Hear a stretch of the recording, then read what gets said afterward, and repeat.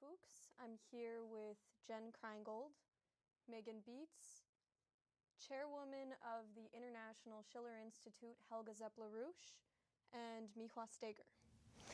And to set off today's discussion, I want to take a brief moment to cue people into the strategic reality that we're all facing, that is the reality.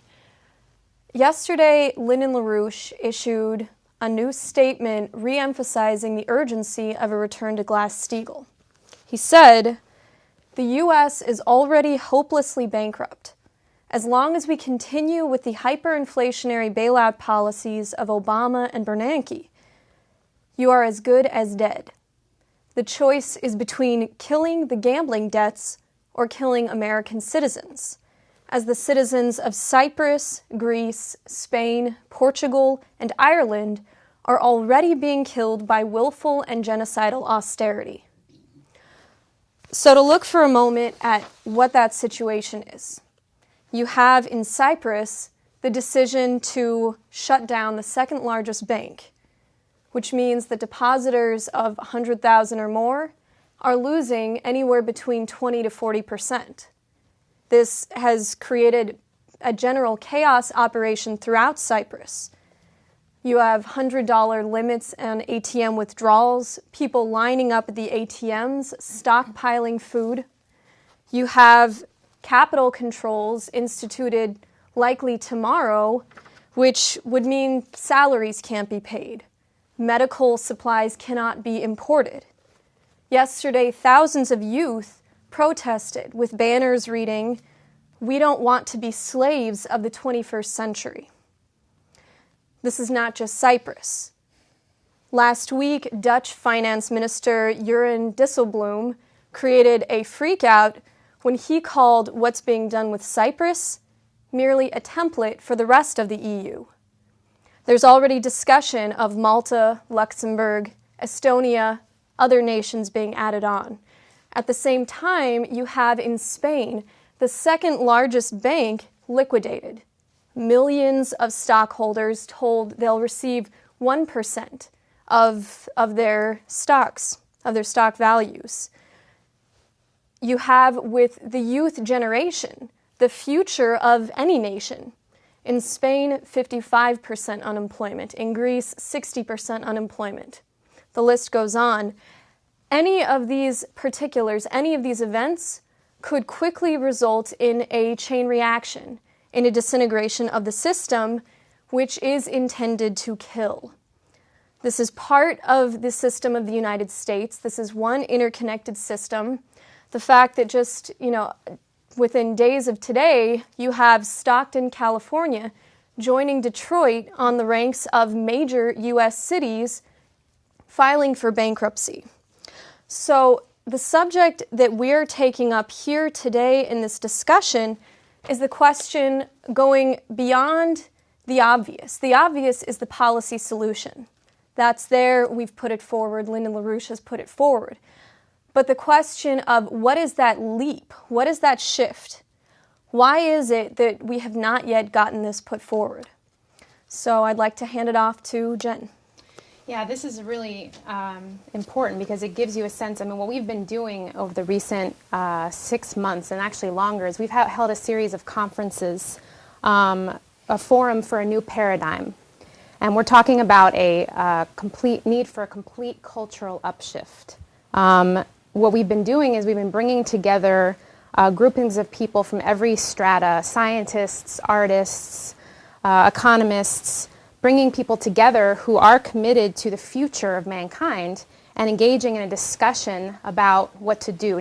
Both identifying the real problems of society, what is actually at the root of what we're seeing, and laying out a real solution, thinking 50 to 100 years in the future. Because many of the problems that you laid out, they can be attributed to, stupid politicians or bad policy-making decisions. But what is at the root of that? And why do we have a population that has, over time, accepted these conditions? So the intention of these series of conferences that we're coming out of, we had in Frankfurt, Germany in November. We had one in New York City in January. We just came out of one this past weekend in the Washington, D.C. area, and there's an intention to hold a lot more in the coming months. The intention is to provide an alternative. That's the point. And the subject matter has been, you know, how do we intervene and stop this World War III drive, which is very much escalating. And of course, what has struck the most people there is what kind of culture we need for our young people. So that is what we've been doing. I mean, it's been an incredible intervention. So the question again is, why classical culture? Why classical culture and nothing else, nothing less will function at this moment? So Helga, do you have thoughts? Well, I think classical culture is necessary because it is beautiful. And, you know, in the world today where almost everything is ugly, popular entertainment is ugly, at least, you know, from a standpoint of a, you know, educated population. You wouldn't say that Beyoncé is beautiful. Only if you have a depraved taste and fall for the titillation of cheap effects, you would think that Beyoncé is beautiful. I know most people will not agree with what I'm saying, so I would like our viewers to look at Beyoncé at the recent State of the Union address when she was singing the national anthem, and compare that to Marian Anderson when she was singing the same beautiful song during the Kennedy administration. And Marian Anderson was very, you know, simple, unspectacular, where you had a typical case where the artist is stepping back behind the piece of art. And what comes out is a tremendous beauty, and everybody who watches that, who is not a complete emotional or intellectual moron, will start to cry because it really touches the soul. While Beyoncé, you know, which is popular, you know, you have millions of people going into ecstatic states about it, it only speaks to the manipulation of the senses. And that is not beautiful. And I would like that maybe in this discussion we work out a little bit the principles of what is the difference between what Schiller, the great German poet, would call architectonical beauty, which, you know, it's a form of beauty, but it's not the beauty of the soul. And the reason why classical music and classical art in general is necessary is because classical art speaks to the beauty of the soul. And since we have a world today where, you know, young people, not only are they confronted with unemployment and a no future perspective, but, you know, they are surrounded with an ocean of ugliness. Video games essentially mediate an ugly image of man. Most movies, you know, not only do they not have a plot, they don't have a story. Soap operas go on forever. It doesn't make a difference if you add 1,000 more serious or not. So there is no criteria, you know, where young people, or, you know, most fashion, for example, women's fashion, it's very ugly, you know, because it tries to make people look like little, I don't even want to say what, you know. And I think that, you know, what is really lacking is, you know, something which uplifts the heart and, you know, which gives nourishment to the soul and which helps people to become better people.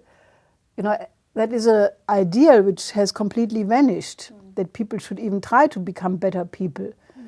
And the whole purpose of classical art is to ennoble the individual, to bring forward whatever potential is in that person, you know, and have the person grow and be a beautiful person in the true sense.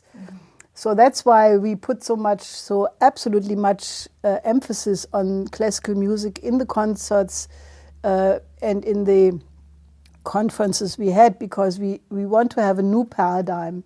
We think that this existing paradigm of globalization, of profit for profit's sake, for all of this is, you know, coming to an end.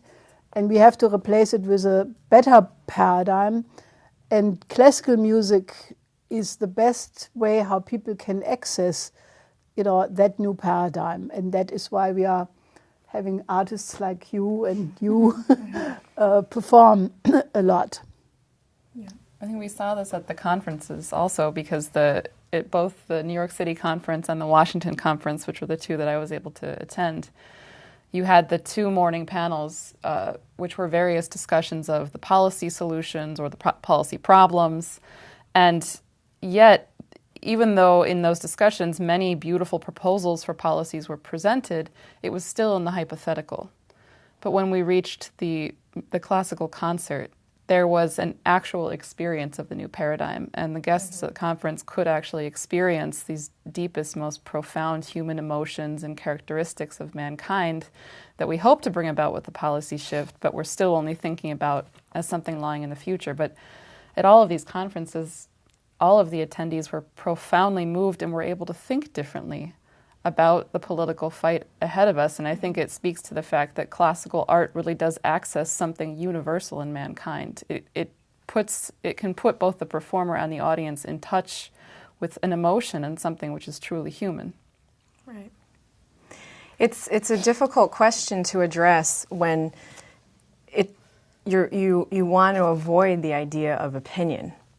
That the real objective here is to discover a sense of truth. And I think we had discussions about it yesterday from the standpoint that the cultural paradigm shift, in this nation, we've experienced several, but 2 that have really become very clear as shifts were in the 1960s with the older generation and also the post 9/11. And I think the objective of what we're experiencing now, just with people in the population, is people want to live moment to moment. They want to live in the moment. It's step by step. There's no sense of a future orientation, and this is something that Lynn brings up all the time. So part of the solution is actually really knowing what you're up against, what was attacked that is specifically human. And that was the operation in the CCF. It was all over Europe. It was all over the United States. And there was a period of saturation and studies, psychological studies, the introduction of drugs, the introduction of these types of mechanisms that would destroy that capability really to hypothesize, to think and have an imagination into the future. Planck actually brings it up very nicely in Where is Science Going? And he discusses the necessity of having the domain of the imagination. And I've been provoked by Lynn's discussions on the future, the fact that classical art gives you access to be able to imagine a future. And it's very different. I mean, we should talk about it today, what the difference is between fantasy and real imagination. Because one of it is based on reality, based on reality and having a sense of where realistically we as a population and as a species should go. Going to Mars and inhabiting the solar system eventually doesn't seem like a fantasy, but it is something that is attainable to the human spirit. That was something that John F. Kennedy gave us access to with the space program. That was specifically attacked. We became very vulnerable to operations at that point. But yeah, the idea of the domain of the imagination is absolutely crucial. Well, I think that the key question is, that you have to have a person who is an educated person. Because, for example, you have technologies which are neither good nor bad. As a matter of fact, you can use anything as a tool or as a weapon. You can use lasers for destruction or for the defense of the planet. Right. You can use any technology, even the most advanced one, for good or for bad reasons. And therefore, I have really come to the conclusion that the most important when you talk about defining the future is that you have an aesthetically educated human being. Because, I was just this morning by accident stumbling over an article which discussed novels, which discuss the future. How will the world look like in 1,000 years from now? And it was one variety of horror show after the other, because one novel, for example, had this idea that people will all be completely autistic but very efficient. Very like robots, very, no emotions, very efficient, but a nightmare. Yeah. Then another novel was, portraying some other kind of horror show. And how do you envision a future which is beautiful, which is human? How can you think about that mankind is progressing, as a species? And I think that comes very much to the question which Schiller discussed during the time of the American Revolution and the French Revolution, because Schiller was a total fan of the American Revolution and he wanted actually to immigrate. He said, one day I will make a big jump and I will go to America, But then, naturally, when the French Revolution did not fulfill the hope that it would be a replication of the American Revolution in Europe, but that the Jacobin terror took over, he said, a great moment has found a little people. And he said, objectively, the possibility for change was there, but subjectively, it was lacking. And from that standpoint, from that point on, he concentrated on the aesthetical education of man, which I think is really, if Schiller would be here today, he would look at the population and he would say, oh my God, they are so much worse than during my time, because in his time he came to the conclusion that the most important quality was the development of what he called the Empfindungsvermögen. Now I have tried to find an English word for Empfindungsvermögen and it's not so easy. It's the ability, it's more than sensitivity, it's the total emotional and intellectual ability to be in affinity with the world, to absorb, to take everything in and respond to it with empathy, And he said that was lacking in his time. Now, I think that this is lacking today, so completely, because, you tell people you should be concerned about Africa or about poor people or, and then people say, I don't go there, why should I bother? It spoils my fun if I think about these matters. Right. And, I think this ability to feel empathy, to what Lessing called compassion. Yeah. He said the most important emotion is to be able to have compassion. That is a quality, in my view, which is absolutely part of the aesthetical education of man, because what does it do you any good if somebody has a vision of the future who has an ugly conception of man? I don't want these people to think about the future, because you don't want to be in that future. They make a future which I don't want to be part of. And therefore I think that we really need to go back to the highest level of what people have been thinking, like Beethoven, like Schiller, and then you can actually see that it was these people who had a conception about the future, about what mankind could become. And they, as I think it was Shelley or Keats who said that the poets are the real givers of law. And they should be, because, the requirement of a true classical poet is that he should be a beautiful, or she should be a beautiful human being, and then have a vision of how mankind can progress. We were discussing this question yesterday, the question of leadership, that a leader, as a John F. Kennedy was, as we've seen scant few times in the history of human civilization, a leader is someone who has risen above where the state of the general mankind has gotten to. A poet is like that. And a leader inspires and brings people along through inspiring. But you have this other idea today where Barack Obama will fist bump and say, you know, oh, I'm just one of the guys. And that's supposed to endear him to the hearts of our population, but that's not leadership. He's a dictator, not a leader. Well, I think leadership, as you say, should inspire people.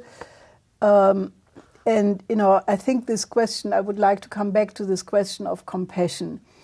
Because, you know, I think that compassion is what qualifies a true creative individual. It qualifies an artist, because, you know, the whole aesthetical education, it's something which is even lost as a you know, as something one should try to go for.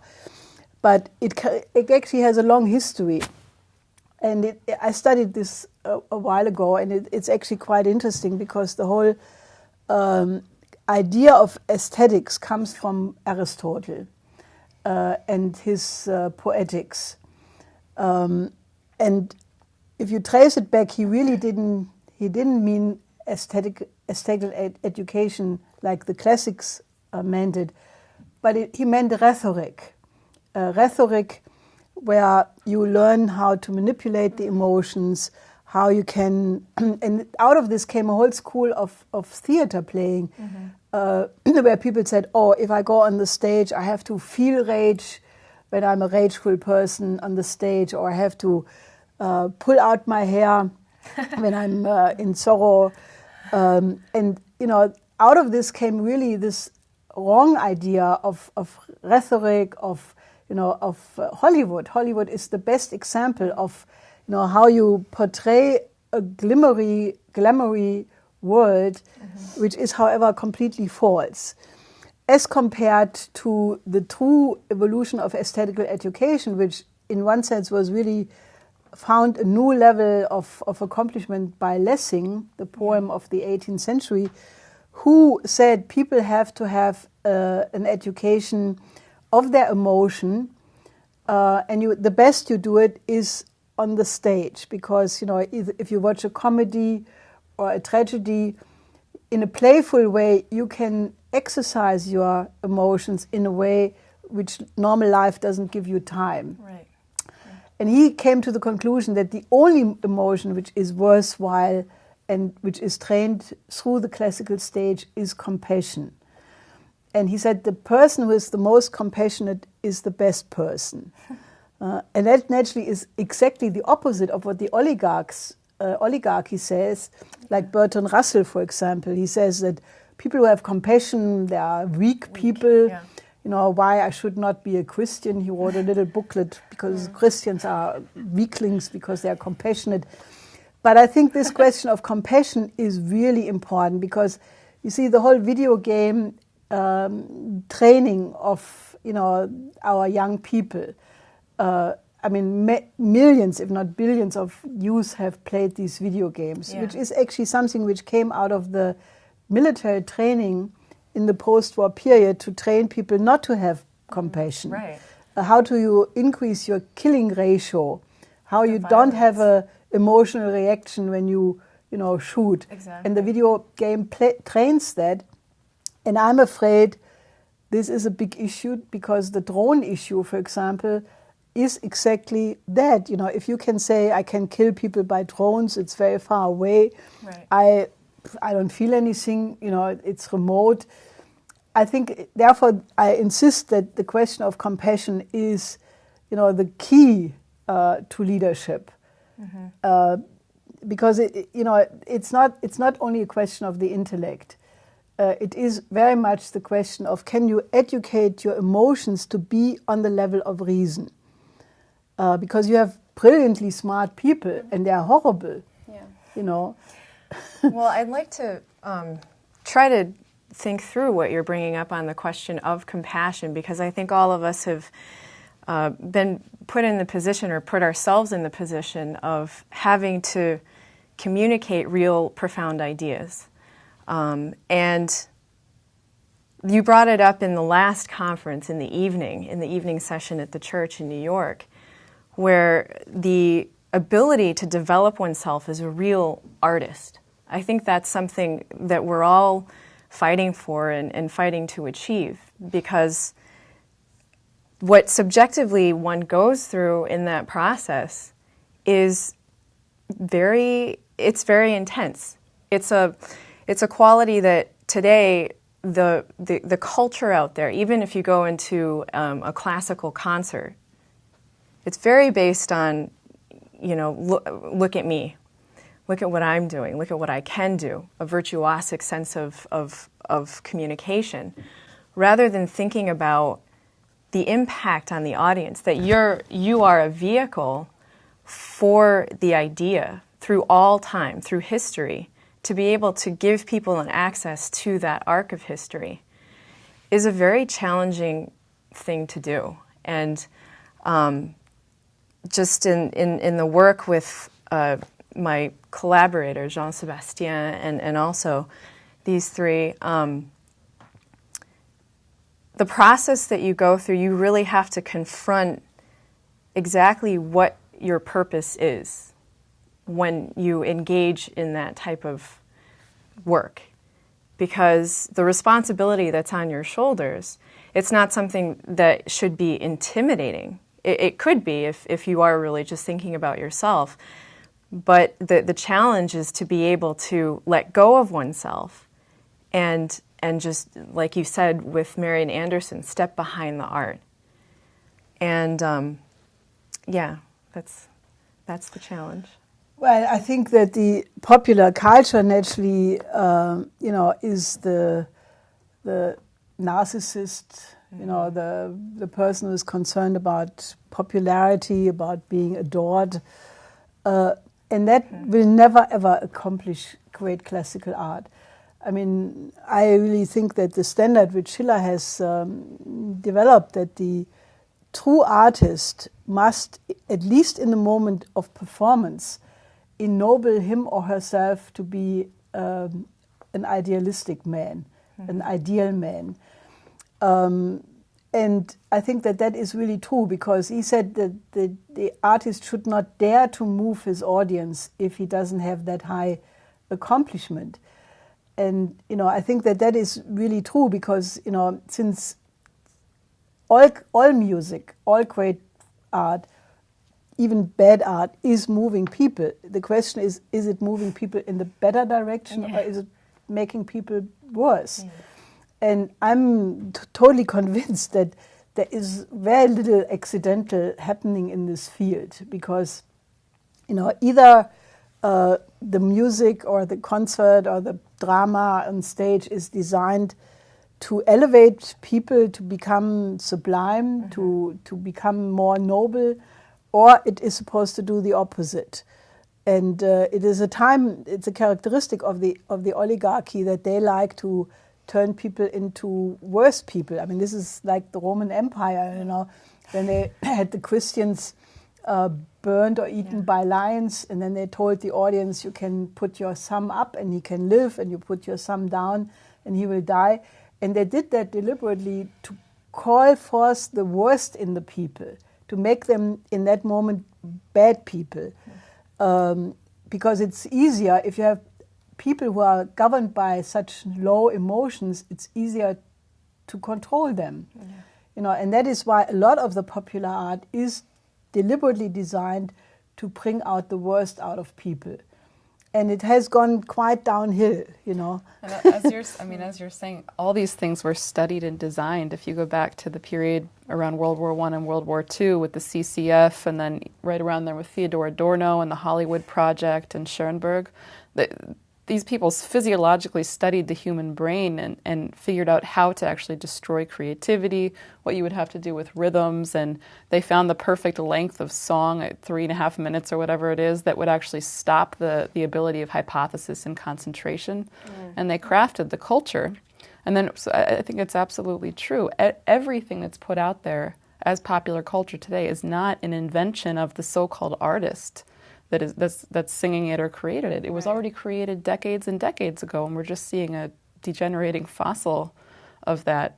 But I think also what you said a moment ago about Schiller's idea, I think that gets at what we mean by classical culture. It's not violins or a certain period of years in a certain country, but the quest to actually access the ideal man, and for a moment to be that and to give that to the audience. That's what we mean by classical. Mm-hmm. Well, it's also that, the reason why, for example, almost you cannot fail in it if you have a musical performance which indeed corresponds to a very high artistic requirement. If it's well done, it has an unchangeable effect on the audience. And the reason is that this kind of beauty, organized beauty, developed beauty, it's the key to the innermost secrets of the human soul. Because the human soul has a thirst for beauty, which, a longing which normally people don't experience. And when they all of a sudden, for some people it's a surprise because they have never been at such an event. When they are confronted with that, their soul responds and is happy, Yeah. And I think that this is very important because, Schiller, Beethoven, Schubert, Mozart, all of these people said that, art must be beautiful or it's not art. Mm-hmm. And that is the dividing line right there, So in that sense, there are no good and bad poems. There are beautiful poems and ugly poems. And the same goes for the music. That's very true. I'd like to ask you a question about what makes you think that this is, because you said in 1945 there was an openness to a cultural shift. And it seems that there is what we're experiencing sort of around the nation, around the world, is that there is an openness to this kind of culture. I just wanted to know what you think. In 1945 in Germany, naturally, there was a total collapse. Yeah. Everything was in rubbles. People had just experienced the worst possible experience, that the whole nation had disappeared, collapsed, you had destruction of the war. And there was a surge where people were asking themselves, what is it, what we have to do that this never happens again? Mm-hmm. And so all of a sudden, people gathered in bombed out factories to hear Lieder from Schlussnuss or Furtwängler's composition, conducting. And, the same thing happened in a certain sense in '89 when the wall came down. When the East German regime collapsed, and for the first time since decades, family members were falling into each other's arms. Mm-hmm. They were dancing on the wall. Mm-hmm. And, there was a tremendous desire for beautiful classical music. The Ninth Symphony was played several times. People wanted to have that. And I think we are now at a period where, because people experience that we are in a period where everything is going to go out of the chimney. What you were saying in the beginning, the disintegration of the euro, it will affect the United States because the whole transatlantic system absolutely hangs together. And, when people realize that there is a complete breakdown of all axiomatic beliefs, what they thought about, in times when things seem to be normal, mm-hmm. There is almost a spontaneous automatic reaction where people want to have access to profound ideas. They want to have a security which is not a material security. Mm-hmm. They want to have a mental or intellectual security which only is to be found in the laws of great classical art and, poetical ideas which are more real than, let's say, monetarist values. Mm-hmm. So I think we are going to be in a period where a lot of things can be done, you know. And if young people would understand how much they have been deprived of having been denied even the knowledge of these treasures, you know, I'm absolutely convinced that once they get a taste, or at least a significant number of young people gets a taste of it, that it becomes like like the spirituals were in the civil rights movement, you know, which was sort of the, you know, soul food, the banner under which people were gathering, you know. And I'm convinced that, you know, since the new paradigm, the new paradigm, I'm convinced, and this is also an idea Schiller had, he said that, you know, in the final instance, it is only people who know how to think as scientists and who think as artists who know what the truth is. Because these are verifiable principles. You know, a scientific principle can be verified anywhere on the whole planet, maybe also on other planets, we have to see. And I think the same thing goes for great classical art. So everything else is opinion. Yeah. You know, and the new principle, the new paradigm has to be a verifiable truth. So I see, if there is a future, I see a great future of classical art.